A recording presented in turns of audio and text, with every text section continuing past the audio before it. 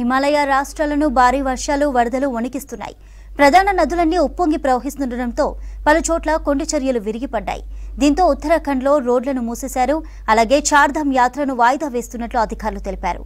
మరో 4 రోజులు అతి భారీ వర్షాలు కురిసే ఛాన్స్ ఉండడంతో ప్రజలను అప్రమత్తం చేస్తున్నారు అధికారులు. ఉత్తరాది రాష్ట్రాలకు రెయిన్ అలర్ట్ జారీ చేసింది భారత వాతావరణ శాఖ. రాబోయే 4 రోజులు భారీ నుంచి అతి భారీ వర్షాలు కురుస్తాయని తెలిపింది. ముఖ్యంగా ఉత్తరాఖండ్, యూపీ, హిమాచల్ ప్రదేశ్, సిక్కిం రాష్ట్రాలకు రెడ్ అలర్ట్ జారీ చేసింది. ప్రజలు అప్రమత్తంగా ఉండాలని సూచించింది ఐఎండీ. ఇప్పటివరకు దేశవ్యాప్తంగా కురిసిన వర్షాలతో 60 మందికి పైగా మృతి చెందారు.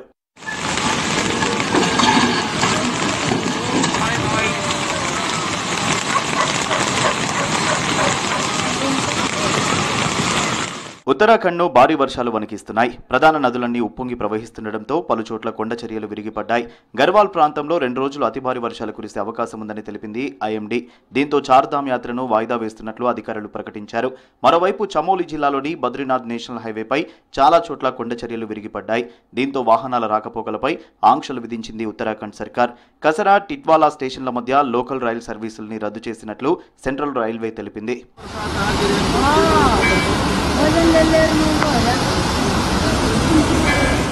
హిమాచల్ ప్రదేశ్ను వర్షాలు వదలడం లేదు. కాంగ్డా జిల్లాలోని ధర్మశాల, పాలంపూర్లో 20 సెంటీమీటర్ల కంటే ఎక్కువ వర్షం పడిందని అధికారులు తెలిపారు. కొండ చర్యలు విరిగిపడే అవకాశం ఉండడంతో హిమాచల్లోని 150 రహదారులను మూసివేశారు. సహాయక చర్యలకు సిద్ధంగా ఉండాలని అధికారులను ఆదేశించింది సర్కార్.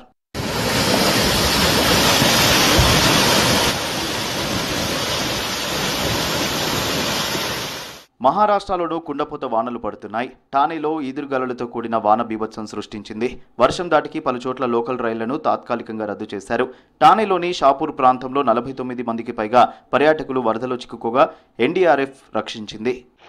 डीडीओ मला फोनच आला आणि त्याने आम्हाला फोनच केला. त्याला तर लोकेशन पण आला. डीडीओ मला लोकेशन आम्ही घेतो लोकल वाल्यांकडून. आराम से कोई आ जाइए कोई दिक्कत जसं त्याला वाटतं तसं टेक्निकल काम इथे नसते म्हणा. ఉత్తరప్రదేశ్లో కురుస్తున్న వర్షాలకు చాలా ప్రాంతాలు జలమయమయ్యాయి. మొరాదాబాద్ జిల్లాలోని బోలేనాథ్ కాలనీ కొన్ని రోజులుగా నీటిలోనే ఉండిపోయింది. దీంతో జనం సురక్షిత ప్రాంతాలకు తరలి వెళ్లారు. ఇక అదే ప్రాంతంలో ఉన్నవారు పడవల సాయంతో రాకపోకలు సాగిస్తున్నారు.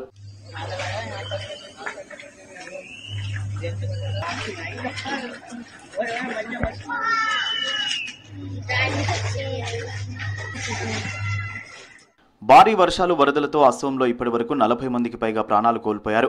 వరద ప్రభావం 23 లక్షల మందిపై పడిందన్నారు అస్సాం డిజాస్టర్ మేనేజ్మెంట్ ఆఫీసర్లు. వందలాది మంది జనం నిరాశ్రయులయ్యారని తెలిపారు. బ్రహ్మపుత్రతో పాటు మరో 9 నదులు ప్రమాదకర స్థాయిలో ప్రవహిస్తున్నాయన్నారు. నిరాశ్రయుల కోసం 577 పునరావాస కేంద్రాల్లో 5,26,000 మందికి ఆశ్రయం కల్పించింది ప్రభుత్వం.